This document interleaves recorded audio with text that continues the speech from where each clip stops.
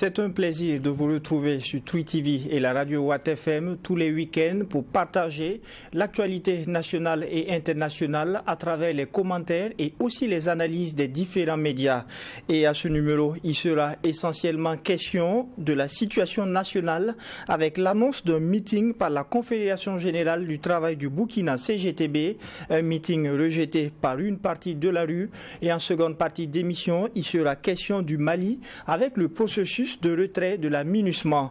Et pour aborder ces différentes lignes, je suis accompagné par 4 professionnels des médias. Nous avons Joachim Vokouma, directeur de publication de Kasseto.net, un média en ligne. Nous avons Aimé Kobo Nabaloum, rédacteur en chef du journal d'investigation Le Reporter. Michel Nana, rédacteur en chef délégué aux éditions Le Pays. Et enfin, Idrissa Koumbem, journaliste à la Radio Liberté. Interpeller les autorités de la transition, c'est l'objectif visé par la Confédération générale du travail du Burkina CGTB. Ainsi, à travers sa rentrée syndicale, la CGTB a annoncé un meeting prévu pour le 31 octobre prochain. Cependant, des citoyens s'opposent fermement à une telle décision à travers notamment des vidéos postées sur les réseaux sociaux. Ils ont été on ne peut plus clairs avec parfois des armes blanches dans des allures de menaces à peine voilée. Michel Nana, visiblement, tout est parti de cette annonce de meeting par la CGTB. Tout à fait, tout est parti de là. Et comme tu l'as souligné, il y a certains qui ne sont pas d'accord. Et qui sont ces personnes-là? C'est notamment ceux qui se disent proches du pouvoir. C'est eux qui ne sont pas d'accord. Avec quel argument? Il y a 2 notamment. Le premier, c'est que le Burkina Faso est en situation de guerre. Et le second argument, c'est que les griefs prononcés et énumérés par la CGTB ne tiennent pas lieu d'être, notamment la question de la vie chère. Ce sont ces 2 arguments. Maintenant, ce qui nous revient, c'est analyser ce discours-là. La réaction de ceux qui ne sont pas d'accord, c'est de la violence culturelle. Parce que là, ce qu'ils disent, c'est qu'ils interdisent à la CGTB de tenir son meeting et ils menacent ceux qui seront de la partie de les agresser physiquement. C'est là la question des machettes. Moi, personnellement, ce qui me désole, c'est qu'on est en train de voir le diable dans toute sa laideur au Burkina Faso. D'abord avec ces terroristes-là qui nous attaquent dans des atrocités qu'on n'a jamais vues dans ce pays. Et ensuite, entre nous-mêmes, que des gens aient l'idée dans ce pays-là d'aiguiser des lames pour en découdre avec les citoyens qui veulent juste organiser une manifestation. Vraiment, moi, cela me désole. Et surtout qu'ils le font dans un contexte de silence total des gens qui devraient s'exprimer. D'accord. Alors, Joachim Vokouma, c'est un diagnostic qui a été posé par la CGTB avant d'en arriver à cette décision d'organiser un meeting. Déjà, pour ce qui est du diagnostic, qu'est-ce que vous en pensez? C'est un diagnostic qui est dans la ligne idéologique de la CGTB. Je suis reparti les 2 dernières années pour regarder leurs déclarations. Il y a les dates et puis quelques chiffres qui changent, mais le fond reste la même. C'est-à-dire, ils commencent par analyser la situation internationale, puis africaine, puis ouest-africaine et nationale. C'est-à-dire, c'est la démarche de cette organisation-là. Enfin, et puis tous ceux qui sont dans cette grande famille idéologique gauchiste, on va dire les choses comme ça. Voilà, on va dire les choses comme ça. Et c'est comme ça qu'ils procèdent. C'est-à-dire, situation internationale, expliquer les conflits entre les grandes puissances pour s'accaparer les richesses. L'Afrique qui est le théâtre justement de ces conflits d'intérêt géostratégique et géopolitique. La région ouest africaine également, et puis le Burkina qui subit, si vous voulez, les conséquences de la bataille des grands pour s'accaparer les richesses nationales. Et quand on regarde leur déclaration, c'est là, bon, moi je les appelle les petits talibans qui s'excitent et ils n'ont pas lu.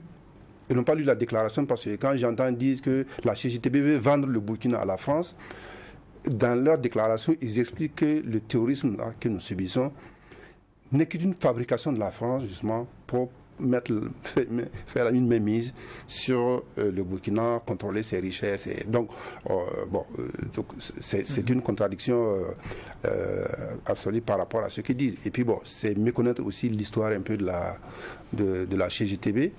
Sinon, dire que c'est une organisation syndicale qui travaille pour l'étranger, c'est complètement passé à côté de la plaque. Mais ça montre aussi, j'en ai discuté avec quelques-uns, hein. C'est pour ça peut-être qu'il faut condamner fermement les propos et les agissements qu'ils sont en train de faire depuis les 3 jours. Ça, c'est inacceptable. Ça, c'est inacceptable. Mais quand tu discutes avec eux, tu comprends qu'ils ont un niveau de culture politique mais quasiment nul. Donc, c'est pour ça que même s'ils ont des encadreurs, des responsables, il faut quand même qu'ils essaient de leur apporter une formation accélérée pour qu'ils comprennent un peu les enjeux politiques, parce qu'ils sont en train de desservir le pouvoir qu'ils prétendent soutenir. Parce que ça, vous savez, les réseaux sociaux, l'Internet n'a pas de frontières. Et la dernière fois qu'on a eu des images de machettes sur notre continent, vous savez, c'était où? C'était au Rwanda. C'était au Rwanda. Ça, ce sont ces images-là qui sont restées dans la conscience des Africains, les machettes. Qu'est-ce que ça a donné au Rwanda? C'est un génocide. Est-ce qu'ils sont conscients qu'ils sont en train d'associer l'image du pouvoir du capitaine Ibrahim Traoré aux machettes, au génocide rwandais? Est-ce qu'ils ont conscience de ça? Bon, il faut quand même temporiser.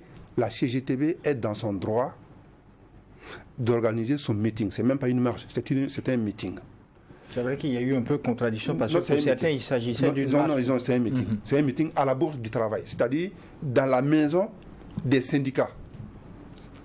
C'est dans la maison des syndicats. Donc, on ne peut pas les empêcher de faire une réunion dans leur maison. C'est un droit qui est reconnu par la Constitution. Donc, et quand eux, vous pouvez contester le diagnostic qui a été fait. C'est vrai, quand on prend le temps de lire tout le diagnostic là, c'est vraiment à charge. C'est vraiment à charge. Il n'y a pas, j'ai pas vu une ligne qui mentionne une avancée quelque part, contrairement à la déclaration, par exemple, du Front patriotique, qui a posé quand même quelques éléments positifs avant de notifier les choses négatives. Ça, c'est vraiment une déclaration à sens unique, à charge.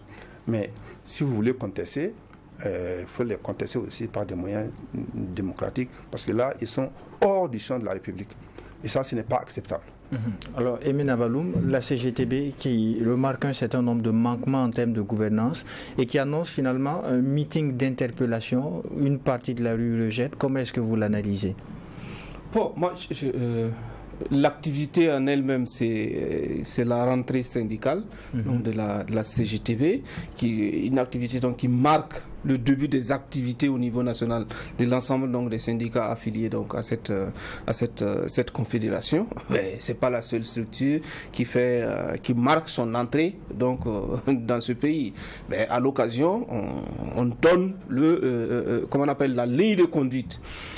Quelqu'un l'a dit un jour, c'est devenu pratiquement comme une boutade, mais je crois que c'est d'ailleurs un proverbe qui dit que les interdits du marché sont donnés donc le jour donc, de l'ouverture donc du marché. C'est-à-dire que quand vous entrez, dès le départ, on donne les consignes. Et c'est dans ce sens-là que moi je comprends donc cette déclaration de la CGTB. Il a dit tout à l'heure, c'est un diagnostic qui a été fait et c'est dans leur habitude. Maintenant, ce diagnostic-là, qu'il soit complaisant ou qu'il ne soit pas complaisant. Est-ce que vous êtes d'avis avec le diagnostic? Mais bien sûr, bien sûr. Moi, quand vous prenez par exemple la question de la vie chère, personne ne peut le nier. personne ne peut le nier, il y a des taxes, les prix augmentent, c'est une réalité au Burkina.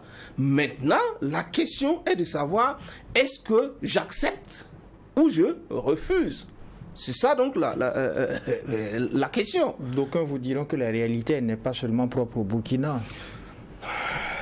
Je suis désolé, mais je pense quand même qu'on doit pouvoir trouver donc des alternatives qui ne fassent pas souffrir les citoyens. C'est parce que le citoyen, il est encore là qu'on peut taxer donc des produits pour qu'ils puissent les acheter. On doit pouvoir, à mon avis, trouver le juste milieu, la juste mesure pour permettre aux gens de subsister. Tout en étant donc dans cette dynamique pratiquement on attribue tout à la lutte contre le terrorisme. Au nom de la lutte contre le terrorisme, vous avez comme l'impression que tout est permis. Je dis non, on est encore dans un état de droit. À moins que quelqu'un nous dise ou ne proclame le contraire, on a encore des institutions démocratiques. Et ces institutions démocratiques, l'état de droit a des exigences non seulement de la part donc, de ceux qui dirigent, mais aussi de la part donc, de ceux qui sont gouvernés, de part donc, et d'autres. Moi, personne ne peut me convaincre du contraire que la vie est devenue moins chère qu'avant. La vie chère est une réalité. Il faut l'accepter. C'est une réalité. Maintenant, comment on se comporte face à toutes ces augmentations? Là, le débat est à un autre niveau, à mon avis. Quoi. Alors, Idriss Koumbem, comment vous appréciez cette sortie de la CGTB qui finalement a annoncé un meeting pour le 31 octobre prochain?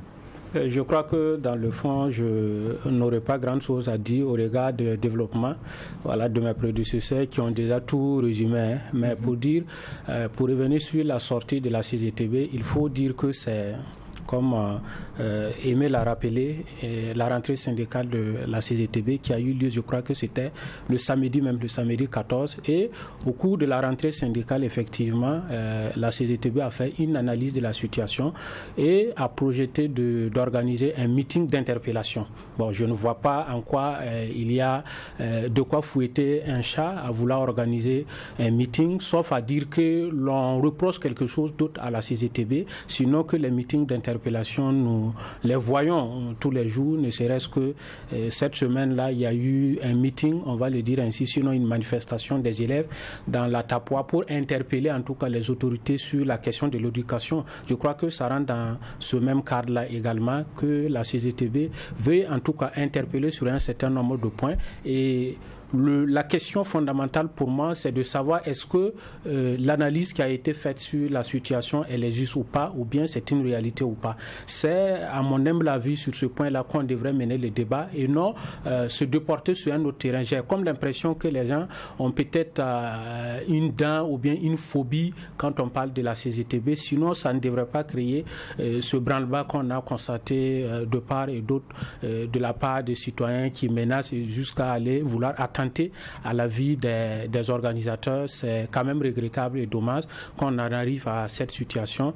Mais comme on le dit, on ose espérer quand même que du côté du gouvernement, il y aura en tout cas des actions qui vont mener et que peut-être au niveau de la CGTB également, ils ont entrepris en tout cas des mesures au niveau de la justice pour que ces personnes puissent être interpellées parce que jusqu'à présent, jusqu'à preuve du contraire, nous sommes dans une république et la république a ses règles, la République a son mode de fonctionnement et ce n'est pas permis que des citoyens, en tout cas, se lèvent avec des armes blanches contre d'autres citoyens sous simplement le prétexte qu'ils ne partagent pas un même point de vue. C'est quand même très regrettable. Alors, oui, réaction, allez-y. Il faut qu'on revienne aussi sur le contexte et être dans l'esprit de ceux qui font ça. Allez-y. Et vous allez voir que dans leur esprit, le discours de la CGTB vient remettre en cause leur certitude et ce qu'ils veulent partager aux gens, l'évangile qu'ils veulent communiquer aux gens. Cet évangile, c'est que tout va bien. Et quand on regarde la déclaration de la CGTB, c'est autre chose. Oui, mais Joachim Vokuma l'a souligné, on a un diagnostic où tout est peint en noir, il n'y a eu aucune appréciation positive par rapport à une avancée. C'est la demande de la CGTB. Pour ceux qui connaissent, ceux qui lisent, et le grand frère l'a souligné, même ceux qui critiquent là, ils n'ont même pas lu le document. Ils n'ont pas lu. C'est juste entendu que c'est la CGTB dénonce la vie chère, c'est tout. Le minimum, pour condamner quelqu'un, il faut l'écouter et lire ce qu'il a écrit. Vous n'avez pas lu jusqu'au bout. Vous ne l'avez pas écouté jusqu'au bout.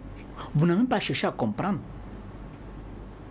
Donc, j'ai dit dans leur tête, c'est que la CGTB remet en cause l'embellie qu'ils veulent donner aux autres. Et je veux ajouter que ce n'est pas seulement la CGTB. Tous ceux qui ont des propos qui remettent en cause la communication ou le discours qu'on veut porter à la population ont des problèmes. Ensuite, il faut remarquer que dans les ronds-points de Ouagadougou, il y a des gens les usagers sont fouillés, il y a des ronds-points où on fouille les gens. C'est tout ce contexte-là qu'on a aujourd'hui, et sous un silence assourdissant des gens qui devraient s'exprimer pour que la République reste debout. Alors, l'alibi utilisé par la bonne partie de la rue pour rejeter justement ce meeting, c'est le contexte dans lequel il est annoncé. Beaucoup estiment qu'il n'est pas opportun d'organiser un meeting à un moment où on a plus besoin de cohésion sociale autour des gouvernants du moment. Qu'est-ce que vous en pensez? Vous savez, nous sommes des journalistes. Parfois, tu publies un article, on te demande est-ce que c'était opportun même de publier ça? Bon, attendez, ça c'est un argument spécieux. Ça ne tient pas la route. La CGTB et les 11 centrales, ces syndicats autonomes, ils ont fait leur rentrée syndicale. Ça, c'est un calendrier qui est connu tous les ans. Ils ont fait leur rentrée syndicale et ils ont fait leurs activités normales. Voilà. La question d'opportunité, à quel moment, qui définit à quel moment c'est opportun de s'exprimer ou de ne pas s'exprimer? Non. Non, chacun s'exprime quand il estime qu'il est opportun de dire quelque chose d'intérêt public sur la place publique.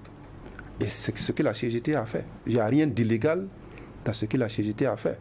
Et je note d'ailleurs que, bon, contrairement aux partis politiques dont certains n'ont même pas pu faire leur comment on appelle ça, conseil national dans leur siège, bon, la CGTB quand même a pu faire son activité, sa rentrée, normalement, et fait sa déclaration.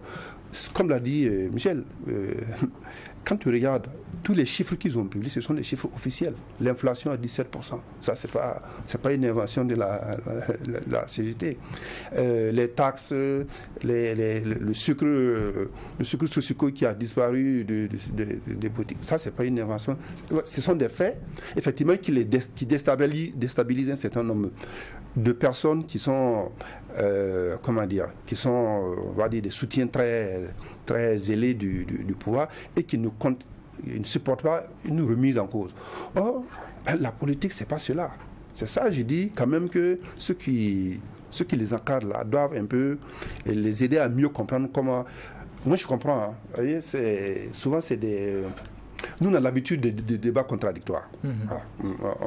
On accepte que l'autre ne partage pas les mêmes points de vue que soi. Donc, c'est comme ça que fonctionne la démocratie. Il y a beaucoup d'entre eux qui n'ont pas cette culture du débat contradictoire.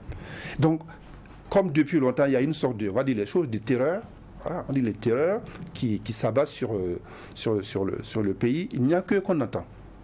Il n'y a que qu'on entend, et puis quelques rares voix comme nous autres qui, voilà, dans nos médias ou dans les émissions, disons des choses qui sont, vous voyez, les partis politiques, on ne les entend pas, il y a beaucoup d'OSI aussi qui disent rien. Les autorités morales, légitimité sociale comme on les appelle, les chefs coutumiers, les religieux, on ne les entend pas, mais je pense que sur cette question quand même, vu le niveau de violence verbale, et les menaces qui sont proférées contre il faut quand même qu'ils sortent pour dire quelque chose, parce que ça n'a rien à voir avec notre culture, ni traditionnelle, ni démocratique. Dans notre pays, les combats ont toujours été sur fond politique et idéologique. Voilà. Pas avec des machettes. On n'a jamais vu ça.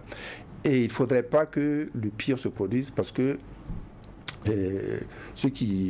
quand on regarde, il y a certains qui sont manifestement décidés à aller jusqu'au bout de leur projet macabre. Mais comme il a dit, ils n'ont pas pris le temps de lire la déclaration de la CGTB.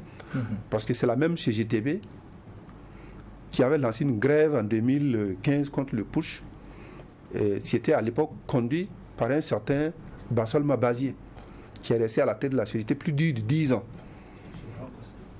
Oui, c'est la même CGTB, ça n'a pas changé.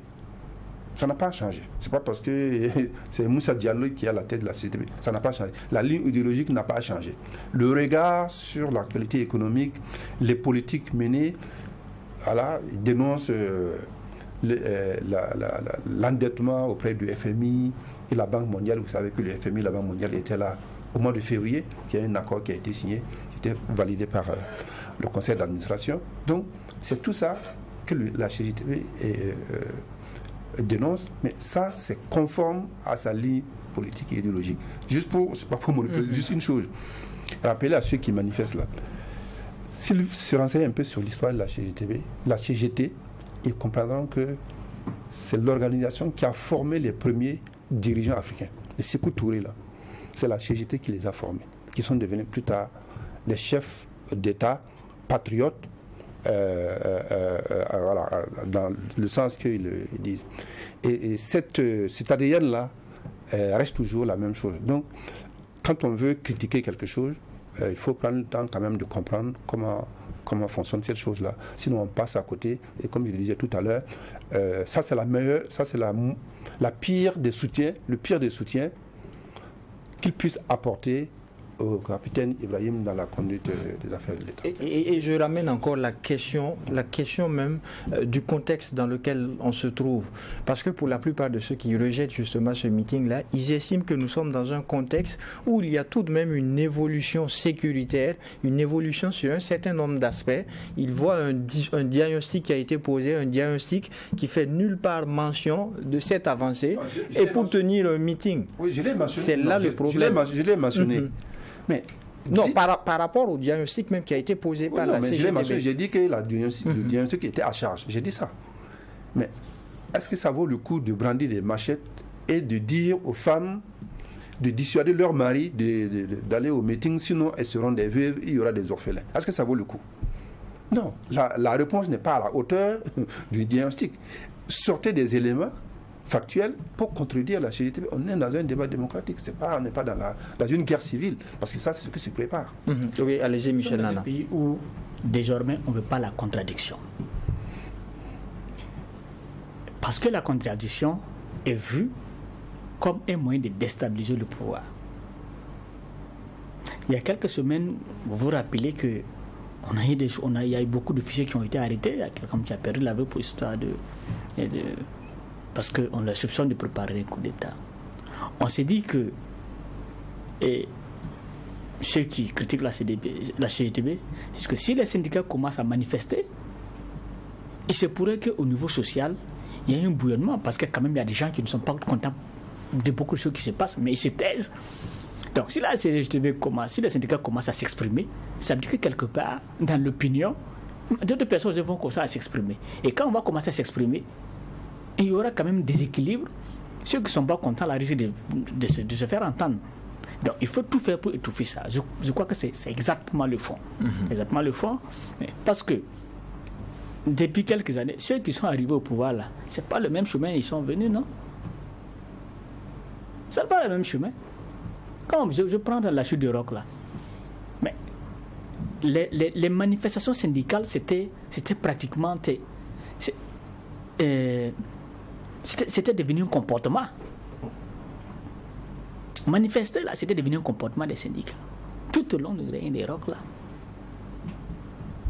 Et c'est ça, ces manifestations là qui ont contribué à pourrir aussi, à comment on appelle ça, à couper les pieds du régime du Roc, permettant peut-être à d'autres personnes de prendre le pouvoir. Et c'est ça. Donc, ceux qui sont en train de s'en prendre à la CGTB, ça peut-être se disent, bon, si on laisse passer, et c'est pour eux que nous sommes dans cette situation-là. Et je crois que c'est ça. Mais comme on le dit, il faut qu'on soit lucide pour ne pas poser l'acte de trop. Et je le répète, ce qui me dérange, c'est que j'ai l'impression que je ne suis pas sûr que c'est ceux qui ont des machettes là, ce sont les penseurs. Voilà. Peut-être qu'il y a des gens qui les encadrent. Et il y a même des concepteurs peut-être il y a ces choses-là, il y a ces groupes-là. Et s'il y a ces groupes-là, et le Corolla dit, il faut s'en inquiéter. Parce que au Rwanda, ceux qui détenaient les machettes là, ce n'est pas eux qui ont conçu les choses. Ce sont des gens qui ont conçu et ils n'étaient que des exécutants. Et pour cette raison, je pense qu'il faut savoir raison garder. Quelqu'un me disait que le débat des troupes françaises là, les troupes étrangères de Burkina Faso là, c'était une revendication depuis les années de la CGTB, des syndicats. Ils n'ont pas attendu aujourd'hui là pour demander, juste quelques mois pour demander le départ des troupes françaises et autres. C'est depuis longtemps que les syndicats demandent ça. Pour une première sortie, il aurait peut-être fallu mentionner... Non, c'est une question de culture. On ne va pas répéter des choses qu'on connaît déjà. Comme je dis, le Coran a dit il faut apprendre à connaître l'histoire, à connaître les gens et les structures avant de mettre les têtes à prix comme on le voit aujourd'hui. Alors, Emin Abaloum, la rue parle de l'inopportunité même de ce meeting-là. Il y a aussi cette date symbolique pour un certain nombre de personnes, la date du 31 octobre, où c'est le souvenir, on sait bien, de l'insurrection populaire. Qu'est-ce que vous pensez de l'opportunité de ce meeting-là? Non, bon, moi, véritablement, je n'ai aucun souci avec. Je n'ai aucun souci avec. Je l'ai dit au départ, nous sommes encore dans un pays démocratique où il y a des institutions qui fonctionnent avec des hauts et des bas. Il faudrait que les gens travaillent à respecter cela. La CGTB n'a pas encore été dissoute. Elle existe comme organisation syndicale dans ce pays. Tout ce qu'on sait, peut-être au niveau des partis politiques qui ont reçu l'ordre donc de la fermer. Suspension des activités. C'est ce que ça veut dire. On a un bon bout de temps, avec toutes les implications que cela comporte, parce que il y a des activités à tenir sur le plan légal. Si les partis politiques n'arrivent pas à les tenir, au bout, on ne sait pas ce que ça va donner. Ça, soit dit en passant.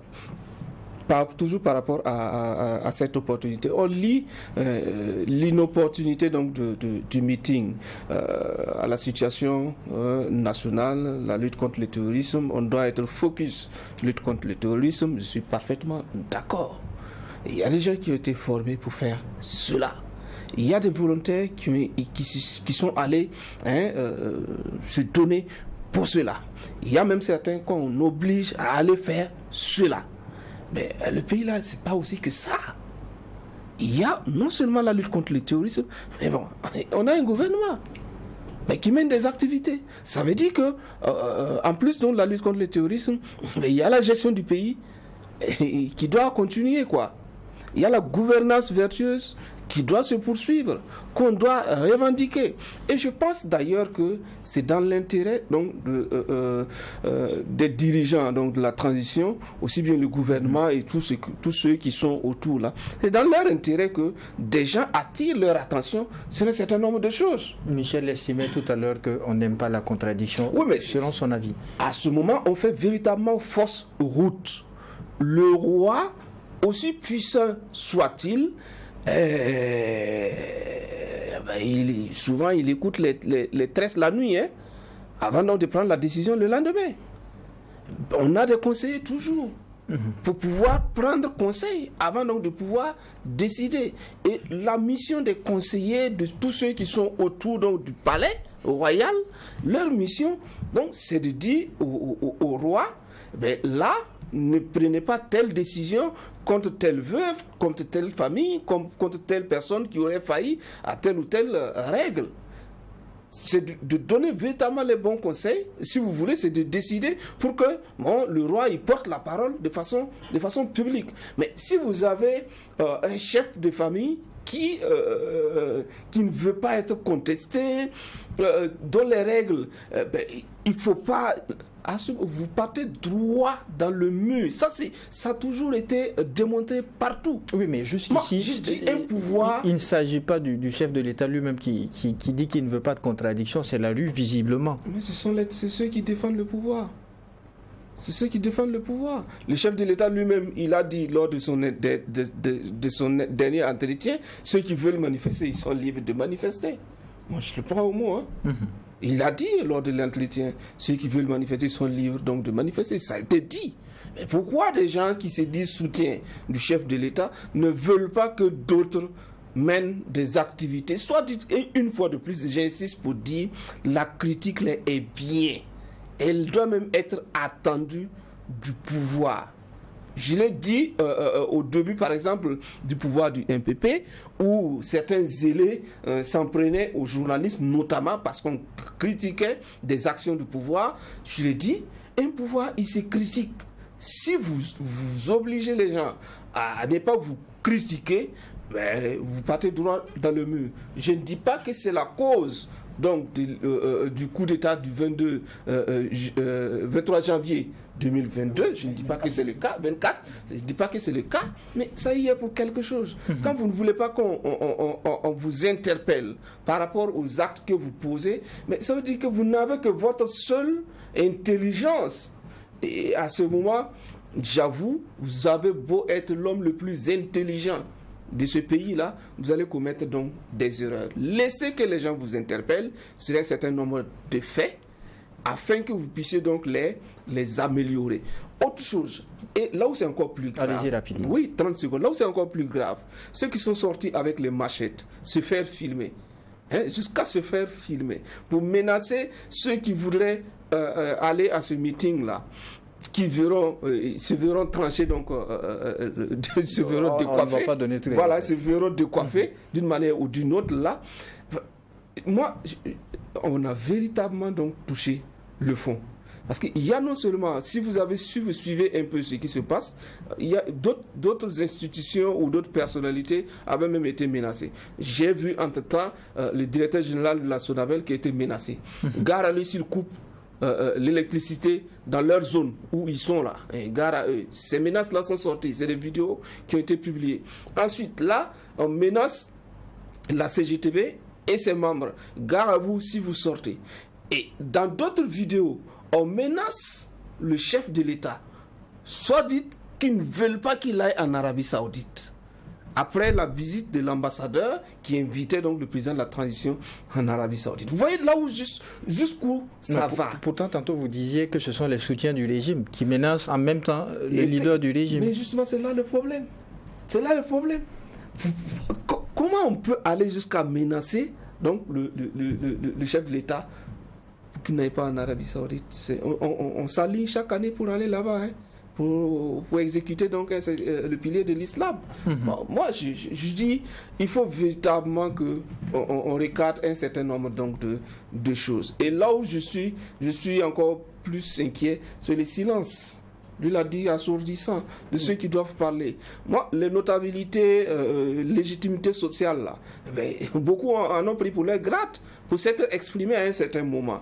Donc, certains font très attention malgré leur légitimité sociale. Maintenant, si il faut indéfiniment se taire sans interpeller, ça pose problème. Et le gouvernement?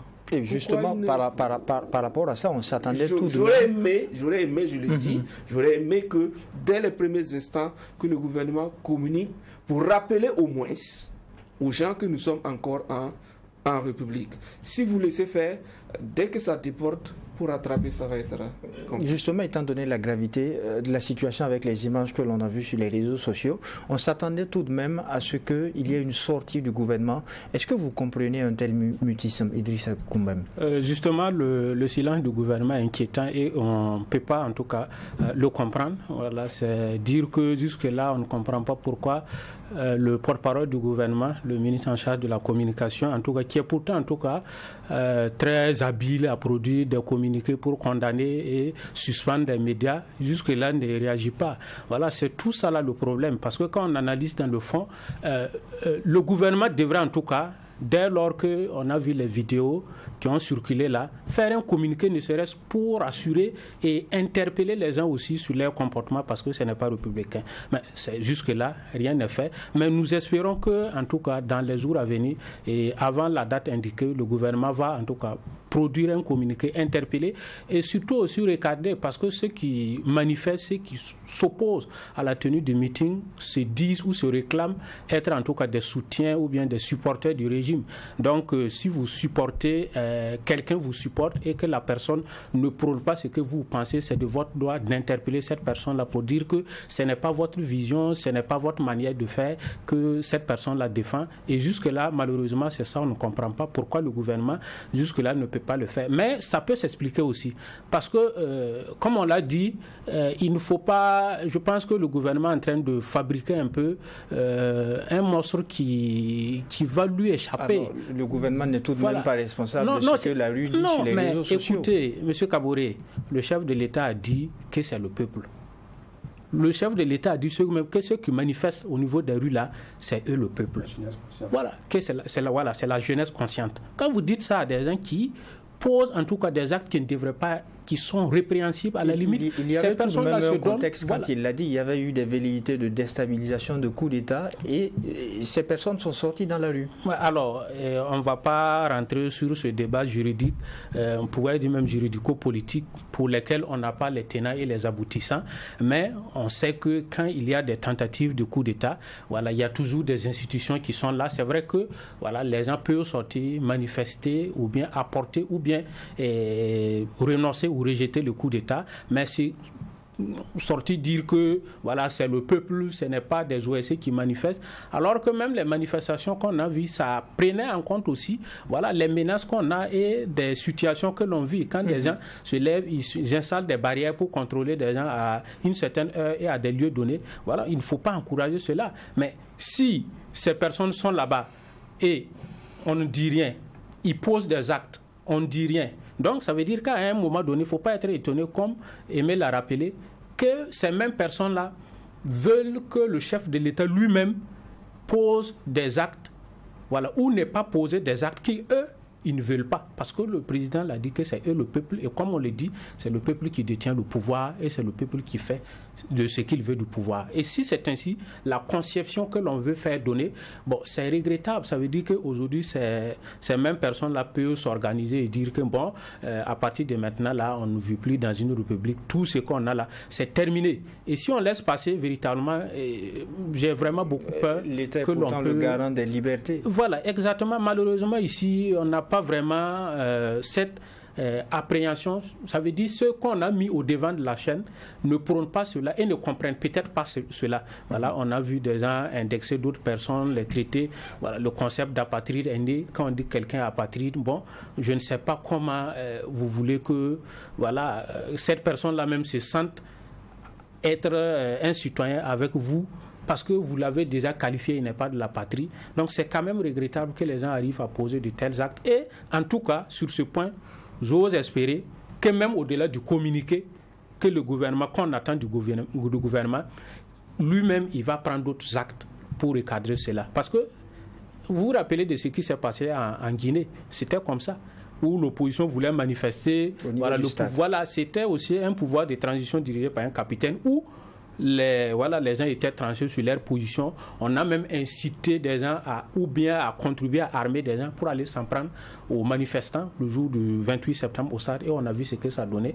Le pouvoir, c'est pas là que le pouvoir de Dadis est tombé. Donc il faut tirer des leçons, des exemples passés et ne pas tomber dans les mêmes travers que ses prédécesseurs. Oui, réaction rapide. Je m'en voudrais de ne pas le dire. Toujours par rapport à la CGTB. La CGTB, si vous regardez une fois de plus l'histoire, lui l'a dit, Kasseto aussi l'a dit, pratiquement c'est le premier, c'est le leader en matière de lutte anti-impérialiste au Burkina, la CGTB au Burkina. Vous ne trouvez pas d'autres. Et cette lutte-là a commencé avant que certains excités qui sont dans la rue là, même ne soient de ce monde. Le leader de cette lutte anti-impérialiste qui, dans son diagnostic, n'a tout de même pas manqué de signifier que finalement les forces françaises, les forces étrangères qui étaient présentes ont quitté le Burkina. C'est une avancée que nous saluons, qui ont fait un diagnostic négatif uniquement. En matière de lutte syndicale, vous avez les acquis. On ne revient pas là-dessus.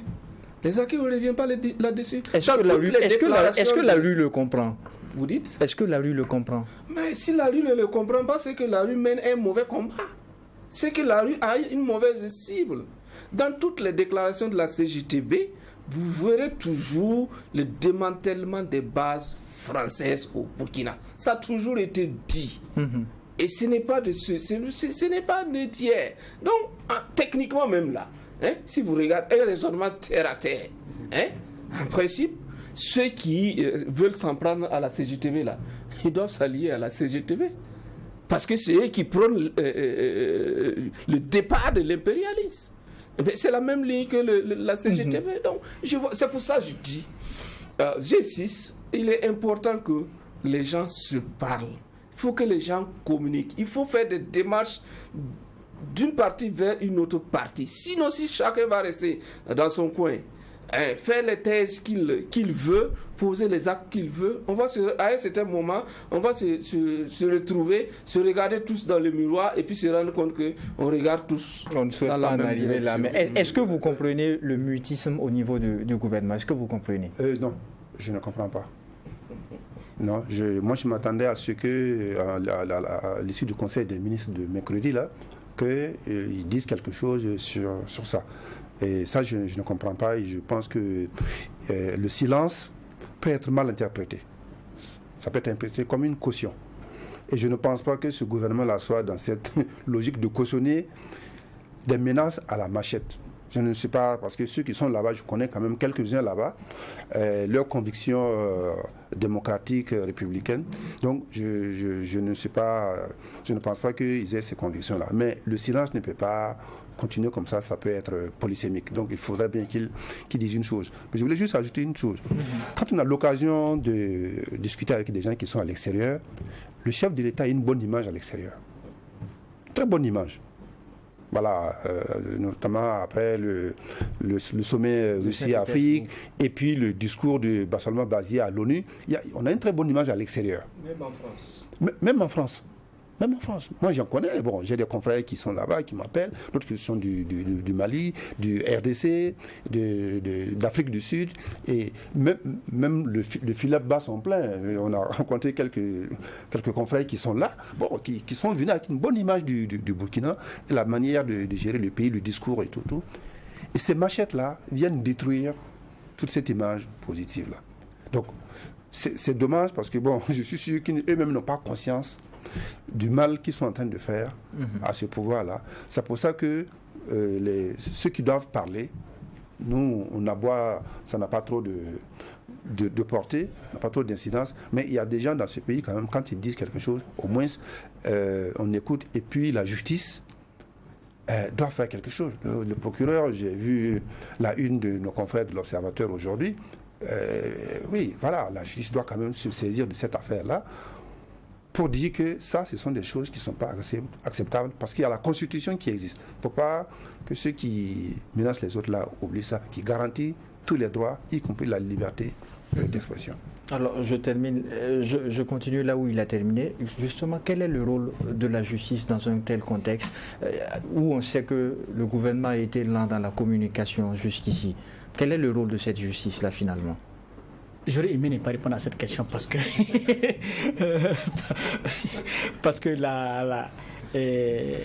l'accès à la justice, c'est la régulation de nos relations dans la société, dans la République. Et ici, nous appelons la justice à réguler le comportement et les pratiques que nous voyons aujourd'hui. Donc, je n'ai pas à dire ce que la justice doit faire. Je sais qu'elle sait exactement ce qu'elle doit faire. En me référant à une, bien sûr, de l'Obs, notamment citée par le confrère.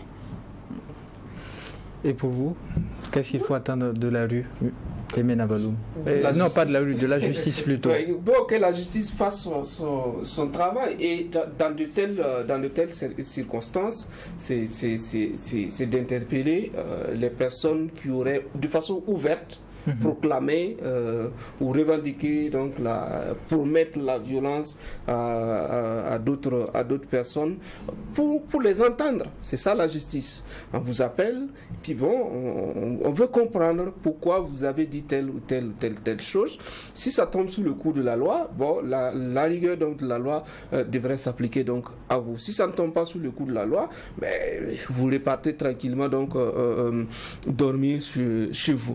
Maintenant, le gros souci, le véritable gros souci, c'est que quand vous regardez l'ambiance générale, c'est que la justice est dans la ligne de mire de certains Burkinabés à l'heure actuelle.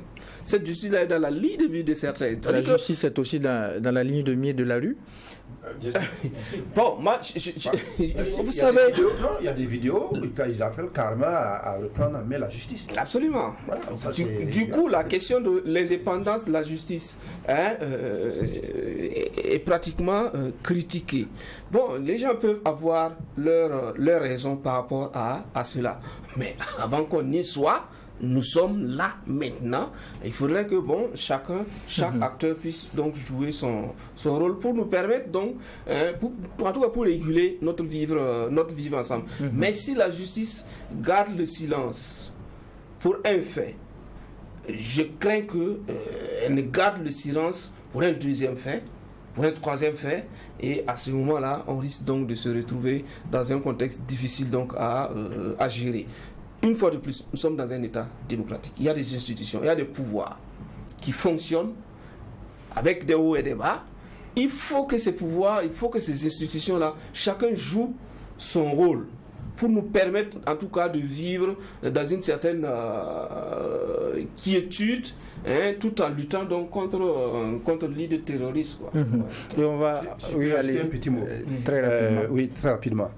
Il faut mettre le haut là tout de suite. Parce que peut-être à Ouagadougou et à Bobo, où on a l'habitude de se frotter, de mieux se connaître, il y a un peu plus de tolérance. Mais si je peux être un prophète de l'Apocalypse, mais si on sort une machette à Ouaga ici, on ne sait pas ce qui peut se passer dans les provinces. La situation est tellement tendue que si on allume la mèche là à Ouaga, je crains le pire. J'ai évoqué au début le Rwanda.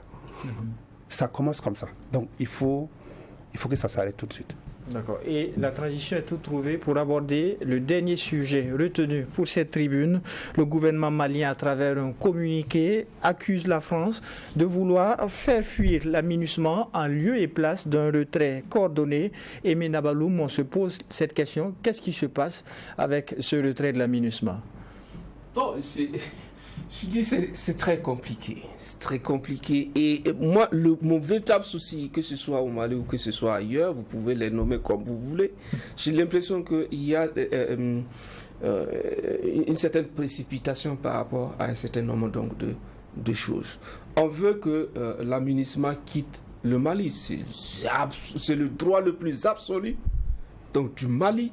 Dit à la MINUSMA, maintenant, on arrête la collaboration, on arrête la coopération, chacun repart chez lui, nous allons gérer notre pays comme on l'entend. C'est absolument le droit du Mali, c'est le droit de tous les Maliens. Mais la décision a été faite, la décision a été prise. De façon solennelle au niveau de l'ONU, la décision est prise. Bon, la MINUSMA va quitter. Mais quand on connaît donc l'installation de la MINUSMA au Mali, avec tout ce que cela comporte comme, je ne sais pas quoi, gabarit, logistique, tout ça, il ne faut pas demander à toute cette logistique-là, de façon objective, de quitter ici et maintenant. Quand on écoute un peu, ceux qui s'y connaissent pratiquement, le minimum, c'est jusqu'à fin 2023, le minimum, jusqu'à fin d'année 2023, pour pouvoir, en tout cas, débarrasser le Mali de la MINUSMA, si vous voulez. Maintenant, le gros enjeu, c'est que, bon, il y a aussi de la communication, il y a de la précipitation dont j'ai parlé, mais il y a l'intention de faire aussi de la communication. Ça fouette l'orgueil malien qu'on dise que le Mali, voilà, s'attaque à cette mastodonte-là, la MINUSMA au Mali. Ça fouette l'orgueil pratiquement. Et le discours tel que rendu par les autorités maliennes, vous verrez rarement donc au Mali des voix en tout cas discordantes de façon large pour critiquer donc cette décision des autorités maliennes. Maintenant, moi j'ai l'habitude de le dire, un pays s'assume. Le Mali a décidé de s'assumer, que le Mali s'assume. Quant aux conséquences, que le Mali s'assume. le gros souci, c'est la question sécuritaire, ce qui a été à la base donc de l'arrivée donc de l'aménagement donc dans ce pays. Et ça veut dire que le Mali dispose de toutes les cordes donc pour assurer sa propre sécurité. Mais que l'aménagement s'en aille. Mais qu'est-ce qu'elle attend? Sauf après on verra. Il s'agit d'un retrait qui avait été coordonné. Ah oui, mais là ça ne marche pas. Parce que, comme je l'ai dit, c'est une question politique. Voilà, quand ça fouette l'orgueil, on peut ameuter, excusez-moi du terme, on peut ameuter, on peut appeler encore d'autres concitoyens avec soi, voilà, pour nous accompagner donc, dans notre mission. C'est uniquement dans ce sens-là. On va également prendre l'avis d'Idriss Koumbem, parce que dans le communiqué qui a été servi par le gouvernement malien, il est cité des propos subversibles du ministre français des armées. Alors, il faut dire que ce qui se passe au Mali, c'est un exemple palpable de la gouvernance par les improvisations. En fait, ça veut dire Vous y allez un peu fort. Non, c'est pas un peu fort. En fait, c'est le tâtonnement et l'improvisation qu'on a dans la gouvernance là qui donne cela. Parce que c'est le Mali qui a demandé le départ de l'aménagement. Ça a été accordé en juin. Maintenant, il y a eu un accord, un délai jusqu'au 31 décembre 2023 pour le départ. Et maintenant, il arrive que quand les gars ont commencé, il y a eu un processus un peu accéléré. Et que quand ils quittent, ils laissent les bases qu'ils occupent. L'armée malienne, en réalité, n'arrive pas à assurer, voilà, à reprendre correctement et à assurer. Et donc, pour eux, c'est la France qui serait derrière et qui amènerait, par exemple, les troupes de l'aménagement à quitter vite. Bon, c'est comme, par exemple, un homme qui répudie sa femme. Et quand la femme, dès que la dame ramasse ses effets pour partir, l'homme dit non, voilà, il faut attendre à ce que je trouve une autre femme, sinon je ne sais pas préparer. Si tu pars aujourd'hui, je vais mourir de faim, il faut laisser demain ou une semaine. Ah, non, écoutez, on ne peut pas vouloir une chose et son contraire. C'est vous avez demandé, en demandant même en juin, le Mali devrait, si l'aménagement disait en juin, que nous allons partir dans 2 semaines, 1 semaine, le Mali devrait être à mesure de pouvoir assurer les positions que l'aménagement tenait. Parce que c'est ça le véritable conflit, parce qu'il y a aussi la coordination de mouvements de l'Azawad qui veulent aussi occuper les positions que voilà, les forces de l'aménagement occupaient. Et c'est ça aussi le véritable combat. Donc, à ce niveau-là, il faut que le Mali s'assume. Voilà. Qu'il déploie en tout cas ses forces pour aller occuper ces zones-là et voir, parce que c'est le gouvernement qui a demandé, et il doit être en mesure de prendre toutes les dispositions nécessaires pour s'installer dans les positions que l'aménagement va aller et faire en sorte que même si c'est à la fin de ce mois-là que l'aménagement parte avec tout son matériel, c'est vrai, j'ai vu qu'ils ont dit qu'il y a certains matériels très lourds et techniques qui vont détruire parce qu'ils ne peuvent pas aussi partir avec. Bon, ça c'est d'autres questions. C'est vraiment qu'on ne pourrait pas, en tout cas, opiner et reconnaître. Voilà. Mais pour me résumer, je dirais que, en tout cas, les Maliens, les FAMA doivent, en tout cas, être en mesure, aujourd'hui, avec l'équipement, les moyens qu'ils ont, de pouvoir et d'assurer, en tout cas, la sécurité sereinement dans les zones que l'aménagement occupait. Le délai du 31 décembre sera-t-il tenu? C'est d'ailleurs la grande interrogation de nos confrères des éditions Le Pays en édito. Pour me résumer, je crois que c'est le 31 que le retrait doit prendre fin. Donc ça veut dire qu'actuellement les troupes de l'aménagement sont en mouvement dans le sens du départ. Maintenant, il y a des soucis. Le premier souci, c'est que le convoi est bloqué dans certaines zones, notamment à Tombouctou et à Gao. En attendant un feu vert des autorités maliennes. Ça veut dire quoi? Ça veut dire que les autorités maliennes traînent à donner le feu vert aux troupes de l'aménagement pour quitter ces zones-là. Pour quelles raisons? Deuxième élément, il y a la sécurité même des éléments de l'aménagement. Il a été interdit par le pouvoir de Bamako à l'aménagement de survoler les zones pour sécuriser le convoi. Et s'il y a peu de survol aérien pour sécuriser le convoi, ça veut dire que les éléments de l'aménagement sont livrés potentiellement à des attaques. Et pour terminer, le troisième point, et je crois que Koumbem l'a relevé, et le retrait intervient dans un contexte où il y a une certaine tension entre le pouvoir de Bamako et les groupes rebelles. Donc tout ça réuni, nous nous demandons, est-ce que le délai de 31 décembre va tenir? On attend de voir la réponse dans quelques semaines. D'accord. Alors, dernière réaction sur le sujet. On a visiblement cette impression que les zones qui étaient occupées par la MINUSMA sont stratégiques pour le pouvoir de Bamako. Oui, mais c'est comme il l'a dit, on a le sentiment qu'ils n'ont pas anticipé. Dire l'accord a été signé, mais il faut imaginer plusieurs scénarios.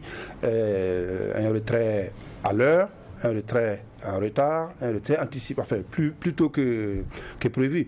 Manifestement, ils ont des soucis pour occuper les zones que la MINUSMA m'a occupées. Et si la MINUSMA s'en va, il y a de fortes chances que ces zones-là soient prises par les groupes terroristes. Donc c'est ça toute la difficulté aujourd'hui.